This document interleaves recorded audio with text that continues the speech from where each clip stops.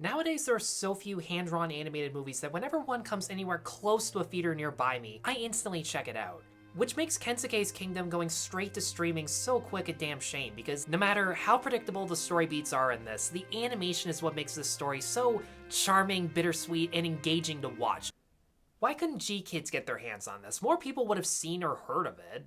Based off the classic book, Kensuke's Kingdom follows a boy named Michael, whose family had begun a sailing voyage across the Pacific. But after stowing away the family dog Stella on board, the two of them are swept off during a storm, washing up on an island where they discover Kensuke, a man living there in secret who, of course, starts off hostile until circumstances force him to teach Michael how to survive, and despite the language barrier, they become close friends. Just on a surface level, there are so many gorgeous shots of pink sunsets, dark blue skies filled with so many stars that instantly took my breath away, and the color green with the bamboo, trees, grass, and fresh fruit on the island is just so lush to look at.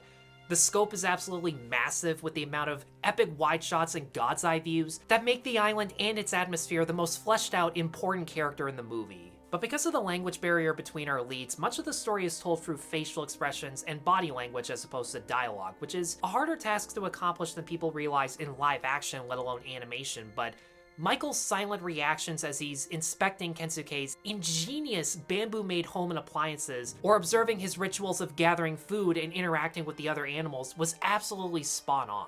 It helps that the movie knows when to just let the ambient noise of waves crashing on a beach, wind blowing through the trees, or animal noises in the background set the mood that go from soothing and calm to eerie and suspenseful as Michael explores the unknown parts of the island, or to have Stuart Hancock's beautiful musical score elevate a character's inner thoughts. There's even separate montages of Michael and Kensuke's backstories told in differing styles of 2D animation. You have Michael's stick figure drawings that are more whimsical and optimistic, contrasting with Kensuke's beautiful brushstroke paintings of his incredibly tragic past that was just haunting to look at without ever feeling exploitive.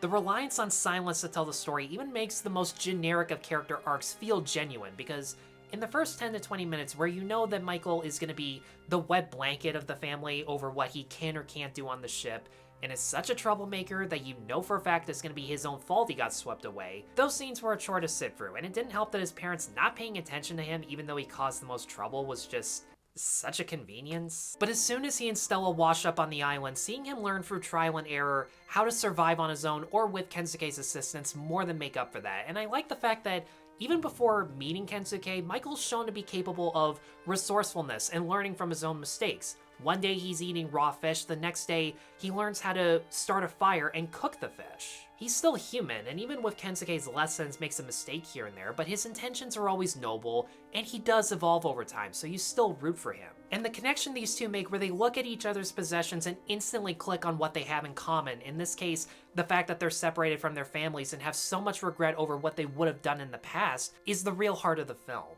The voice acting from Aaron McGregor is good overall. He knows how to verbally portray Michael's coming of age, but the only problem is the script asks this actor to read lines that spell out what the visuals are already communicating. There's only a handful of spoon feeding, but he does get stuck with most of it. Sally Hawkins and Cillian Murphy as Michael's parents feel more like stunt casting because they're not super crucial to the plot, and their presence doesn't really elevate anything.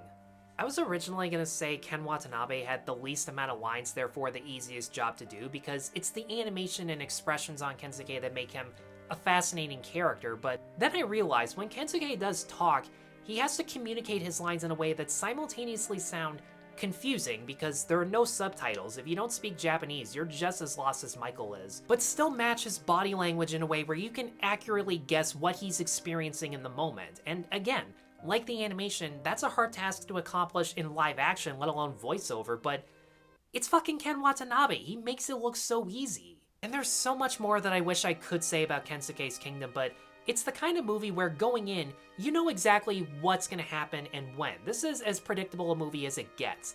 But the execution from the animation, the voice acting, the music, the themes, all of that is absolutely spot on to the point where it's not about what kind of story is being told, it's how you tell it. This is hands down one of 2024's most underappreciated movies, if not the most, and if you can find it on streaming, please check it out. And with that, guys, thanks as always for watching. Let me know in the comments below what you thought of Kensuke's Kingdom. Which one do you like better, the book or the movie? Because I'll be honest, I haven't read it. In any case, let me know in the comments below. Be sure to like, subscribe, check me out on Patreon and buy me a coffee, and stay tuned for more reviews. Take care.